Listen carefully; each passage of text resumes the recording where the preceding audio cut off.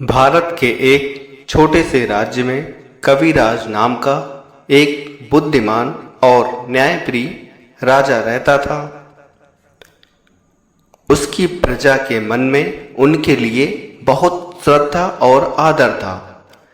राजा बहुत लंबा, ऊंचा और रूपवान था। उनके सिर के बाल काले और घने थे, जिन्हें उनका खास नाई विजय ही काटता था। विजय यह काम कई वर्षों से कर रहा था और अपने शाही हजाम होने का उसे बहुत गर्व था। पर विजय को एक बात का बहुत ध्यान रखना पड़ता था। जब भी वह राजा के बाल काटने जाता था तो उसे याद रखना पड़ता था कि वह राजा के साथ बिल्कुल अकेला हो। उस समय किसी का भी शाही कमरे में आना सख्त मना था। दरअसल बात यह थी कि विजय राजा के बारे में एक राज जानता था। राजा के सिर के दोनों तरफ दो छोटे छोटे सींग उगे रहते थे। यह बात सिर्फ राजा और उनका नाई विजय ही जानता था। जब विजय ने पहली बार यह देखा तो वह भौचक्का रह गया था, लेकिन उसने राजा से वादा किया कि वह इस बात का जिक्र कभी किसी से नहीं करेगा। विजय राजा से बोला, आपका यह राज मेरे पास सुरक्षित है। किसी को इस बात की कोई खबर नहीं होगी। ऐसा सुनकर राजा कविराज ने राहत महसूस किया। राजा को डर था कि अगर यह बात प्रजा तक पहुंचेगी तो पूरे राज्य में उसकी खिल्ली उड़ाई जाएगी और हो सकता है कि उसका आदर करना लोग बंद कर दें। इसीलिए राजा ने अपने नाई विजय को सख्त हिदायत दी। अब कई वर्ष बीत गए, लेकिन विजय को अपना वादा याद रहा।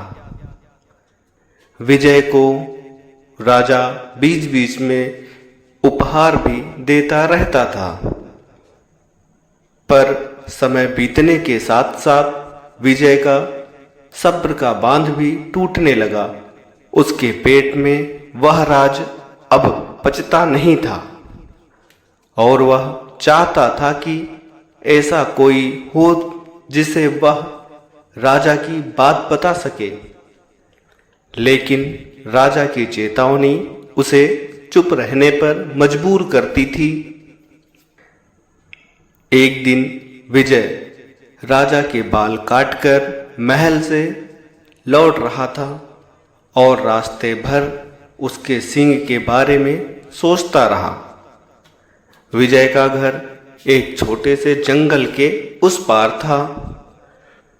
ऊंचे ऊंचे पेड़ों और लटकती बेलों के बीच में से धीरे धीरे चलता हुआ विजय जब थक गया तो वह थोड़ा आराम करने के लिए एक पेड़ के नीचे बैठ गया। विजय को रह रहकर सींग वाली बातें याद आ रही थी। फिर विजय अचानक से उठकर खड़ा हो गया। विजय खड़ा होकर पेड़ों की तरफ देखने लगा जिसके नीचे वह बैठा था। उसने सोचा कि इस पेड़ को तो बता ही सकता हूं। राजा की उस अजीब सींग के बारे में। अब यह राज मेरे पेट में नहीं पचता। वैसे भी पेड़ तो बोल नहीं सकते हैं और इस तरह किसी और को यह बात पता चलने का भी डर नहीं रहेगा। पेड़ के पास यह भेद ही रहेगा और मुझे इस बोझ से थोड़ा राहत मिलेगी।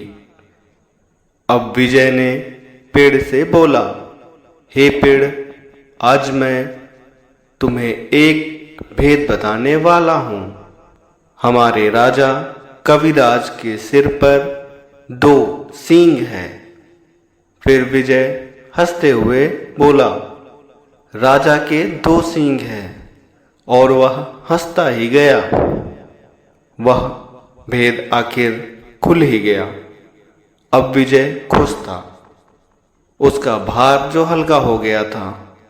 उसके बाद वहां से विजय घर पहुंचा।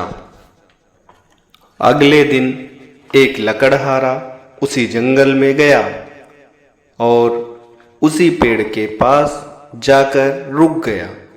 इस पेड़ की लकड़ी तो शानदार है, इसका ढोल बहुत ही अच्छा बनेगा। लकड़हारा यह सोचने लगा। फिर क्या था, लकड़हारे ने कुल्हाड़ी के कुछ प्रहारों से ही पेड़ नीचे गिरा दिया। लकड़हारे ने वह लकड़ी के एक ढोल बनाने वाले के हाथों में बेच दिया और उसने एक बहुत ही सुंदर ढोल तैयार कर दिया। यह मेरे जीवन का सबसे अच्छा ढोल है। ढोल वाला खुश होकर बोला, कल बाजार जाकर इसे अच्छे दाम पर बेच दूंगा। अगले दिन ढोल वाला बाजार गया और एक कोने में खड़े होकर ढोल बजाने लगा। ढोल से बड़ी सुरीली आवाज निकल रही थी। ढोल वाला उसकी आवाज सुनकर झूम उठा। वह चिल्लाकर बोला, यह ढोल खरीद लो, कोई है जो इस शानदार ढोल को खरीद सके। धीरे धीरे वहां पर भीड़ इकट्ठा हो गई। लोग शांति बनाकर उस ढोल की सुरीली आवाज सुनने लगे। आवाज सुनकर एक बूढ़ा आदमी ने ढोल वाले की तारीफ की। तारीफ सुनकर ढोल वाला और जोर से बजाने लगा। तभी उस ढोल से एक अजीब सी आवाज आई। लोगों के कान खड़े हो गए और उनका दिल धक धक करने लगा। तभी ढोल से आवाज आई, मैं तुम्हें एक राज बताने वाला हूं।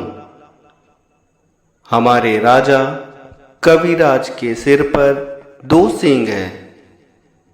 यह सुनकर वहां के लोग हंसने लगे। वहां पर और लोग इकट्ठा हो गए। उन लोगों को अपने कानों पर विश्वास नहीं था। ढोल वाला यह सब देखकर बहुत हैरान और शर्मिंदा हुआ। आखिर एक ढोल यह सब कैसे बोलने लगी। देखते ही देखते वहां पर लोगों का मेला लग गया। यह सब सुनकर लोग आपस में बोलने लगे, राजा के सींग है। जब यह बात राजा कविराज ने सुना तो बहुत दुखी हुए और गुस्से से उनका चेहरा लाल हो गया। राजा ने आदेश दिया कि ढोल वाले को पकड़कर लाओ। राजा के सैनिकों ने जल्दी ही ढोल वाले को पकड़कर दरबार में ले आए। ढोल वाला डरकर कांप रहा था। राजा बोले, ढोल वाले मेरी खिल्ली उड़ाएगा। ढोल वाला डरा हुआ राजा साहब के पैर पकड़ लिया और बोला, मैंने तो इस ढोल की लकड़ी एक लकड़हारे से खरीदी थी और उसी से ढोल बनाया। बाकी मैं बिल्कुल नहीं जानता हूँ इसके आगे। यह ढोल ऐसा बात क्यों कर रहा है मुझे भी नहीं पता। मुझे क्षमा कर दें महाराज। राजा ने लकड़हारे को बुलाया। जो लकड़ी तुमने ढोल बनाने के लिए बेची थी, वह लकड़ी कहाँ से मिली? डरते हुए लकड़हारे ने बोला, यह लकड़ी जंगल के एक पेड़ से मिली। राजा ने बोला, तुम्हारी लकड़ी से बना ढोल बोलता कैसे है? मैं कई साल से। तब लकड़हारे ने बोला, महाराज, मैं कई साल से लकड़ी काटता और बेचता हूँ, पर ऐसा पहली बार हुआ है। अब राजा परेशान कि लकड़ी कैसे बोलने लगी। राजा ने ठान लिया कि इस घर के भेदी का पता लगाकर मानूंगा। इसके अलावा सिर्फ एक ही आदमी यह भेद जानता है, और वह हमारा नाई विजय है। उसने तुरंत विजय को बुलाया। अब विजय दरबार में कांपते हुए आया। वह राजा से बोला, महाराज, मैंने यह बात कई वर्षों से छुपा कर रखी थी, और यह बात छुपा पानी मुश्किल हो रही थी। तब मैंने एक दिन जंगल के रास्ते से घर जा रहा था, तो मैंने एक पेड़ के नीचे बैठकर यह बात पेड़ को बताई थी। वह राज बताकर मेरा मन हल्का हो गया था। सोचा कि पेड़ तो किसी से बताएंगे नहीं। मुझे नहीं मालूम था कि लकड़ी भी बोल पड़ेगी। बुद्धिमान राजा ने तुरंत जान लिया कि वह पेड़ जादुई था। तुरंत राजा ने नाई और लकड़हारे को हाथ बांधकर सजा सुनाने के लिए खड़ा किया। पर राजा न्यायप्रिय और बुद्धिमान था, इसलिए दोनों को क्षमा कर दिया। उनका कोई दोष नहीं था। वह दोनों राजा का नमन करते हुए बोले, महाराज, आप महान हैं। आपकी इस कृपा के लिए सत सत धन्यवाद। तो दोस्तों, इस कहानी से हमें यह शिक्षा मिलती है कि हमें किसी का विश्वास नहीं तोड़ना चाहिए, क्योंकि हर कोई महाराज कविराज की तरह महान नहीं होता। तो दोस्तों, पूरा वीडियो देखने के लिए धन्यवाद। आप लोग कमेंट में बताएं कि वीडियो कैसी लगी।